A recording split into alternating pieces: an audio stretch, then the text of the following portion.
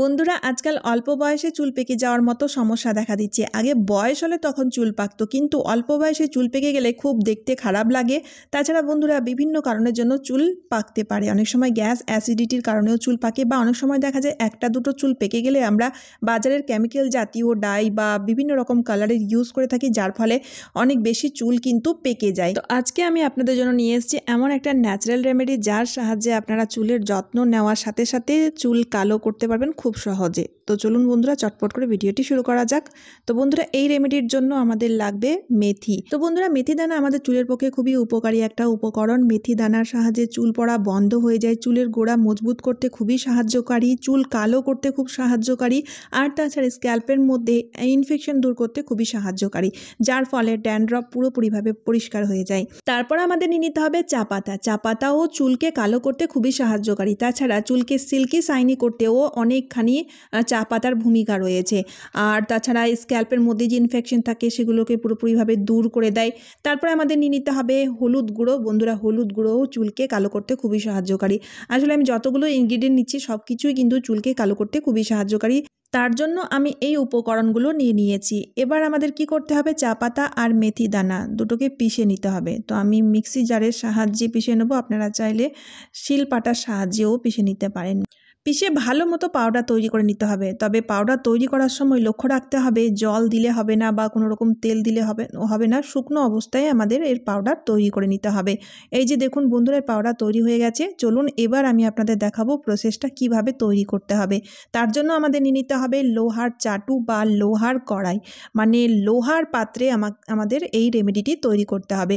লোহার পাত্রের মধ্যে আয়রন গুণ রয়েছে, যা কি না যে রেমেডিটা আমরা তৈরি করব সেটাতে আয়রনের গুণ খুব দরকার, যার ফলে লোহার পাত্রেই কিন্তু আমাদের এই রেমেডিটি তৈরি করতে হবে।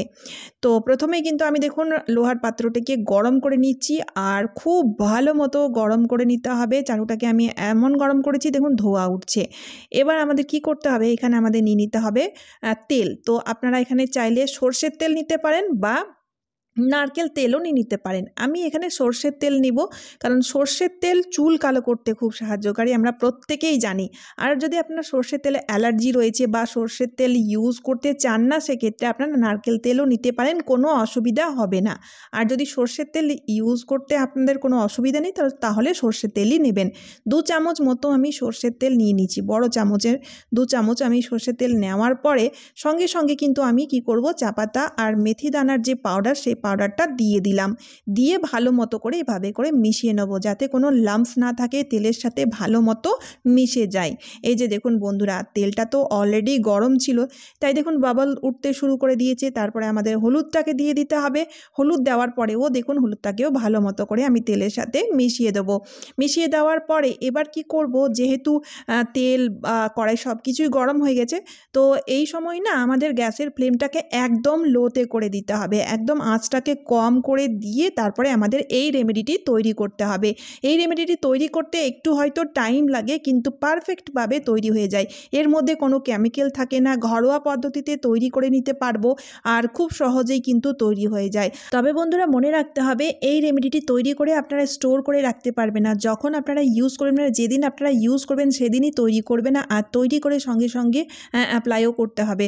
তো বন্ধুরা দেখুন কালার চেঞ্জ হয়ে গেছে, আর পুরোপুরিভাবে কালার চেঞ্জ হওয়া পর্যন্ত কিন্তু আমাদের রেমেডিটি তৈরি করতে হবে। একদম কষকষে কালো যেন হয়ে যায় তেলটা, সেই পর্যন্ত আমাদের এই তেলটাকে ফুটিয়ে নিতে হবে। একদম লো ফ্লেমে আমি রেমেডিটি তৈরি করছি।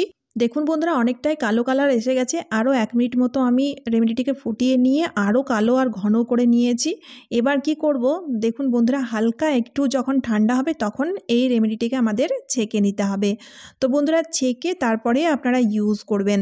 তো ছাঁকনির সাহায্যে আমি ছেঁকে নিচ্ছি, আর ছেঁকে নেওয়ার পরে আমরা সলিড অয়েল পেয়ে যাব, যা কি না সাদা চুলগুলোকে কালো করতে খুবই সাহায্যকারী হবে। এই যে দেখুন বন্ধুরা, তো বন্ধুরা দেখুন দেখতে লাগছে না যে একদম ডাই, কিন্তু এটা একদম কেমিক্যাল ফ্রি, কোনো ডাই নয়, এটা জাস্ট অয়েল, যার সাহায্যে ইনস্ট্যান্ট চুল তো কালো হবেই হবে, তার তার সাথে সাথে যখন আপনারা অ্যাপ্লাই করবেন, রেগুলার যদি অ্যাপ্লাই করেন, তাহলে দেখবেন বন্ধুরা আপনাদের চুল কখনোই সাদা হবে না, বা যেই চুলগুলো সাদা রয়েছে সেগুলো ধীরে ধীরে কালো হয়ে যাবে।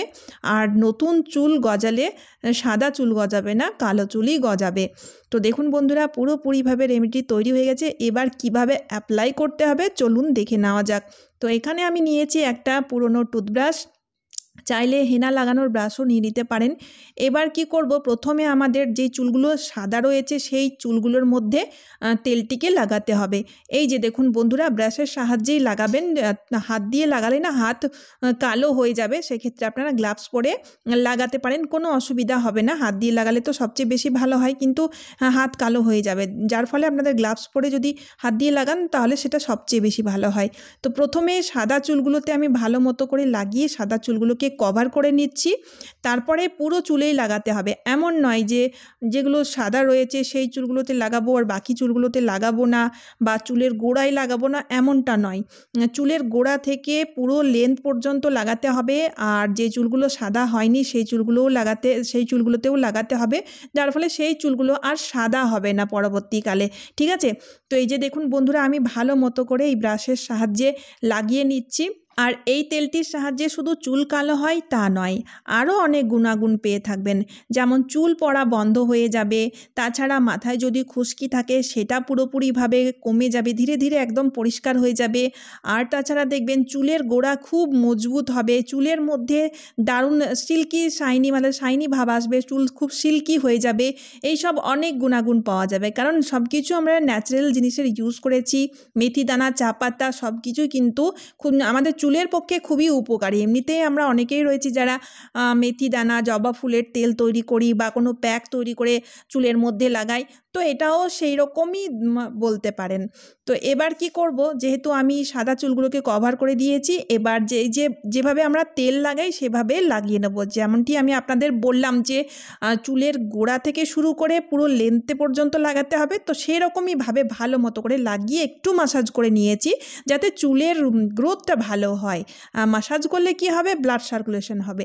তারপরে কি করতে হবে, চুলটাকে বেঁধে দিয়ে মোটামুটি 3 ঘন্টা তো রাখতেই হবে। আপনারা চাইলে রাত্রিবেলায়ও লাগিয়ে ঘুমিয়ে যেতে পারেন। সেক্ষেত্রে আপনারা বালিশে যখন ঘুমাবেন তখন একটা টাওয়েল অবশ্যই রাখবেন। 3 ঘন্টা পরে, অ্যাটলিস্ট 3 ঘন্টা রাখার পরেই চুল ধুতে পাবেন। আর যেদিন আপনারা চুল ধোবেন সেদিন কোনো শ্যাম্পু ইউজ করবেন না, শুধুমাত্র সাদা জল, মানে ট্যাপ ওয়াটার দিয়ে আপনাদের চুল ধুতে হবে। এই যে দেখুন বন্ধুরা, তার পরের দিন আপনাদের শ্যাম্পু করতে হবে। এই জিনিসটা মাথায় লক্ষ্য রাখবেন, তাহলে দেখবেন বন্ধুরা আপনাদের চুল ন্যাচারালভাবে কালো হয়ে যাবে। আশা করছি রেমেডিটি খুব ভালো লেগেছে। যদি ভালো লাগে তাহলে লাইক, শেয়ার, কমেন্ট করতে একদমই ভুলবেন না। তারই সাথে চ্যানেলটিকে সাবস্ক্রাইবও করে নিতে হবে। আপনারা কে কোথা থেকে ভিডিও দেখছেন সেটাও আমাকে জানাতে হবে। তো চলুন বন্ধুরা, আবারও দেখা হচ্ছে অন্য কোনো নতুন ইউজফুল ভিডিওর সাথে। আপনারা সবাই খুব ভালো আর সুস্থ থাকবেন। টাটা বন্ধুরা।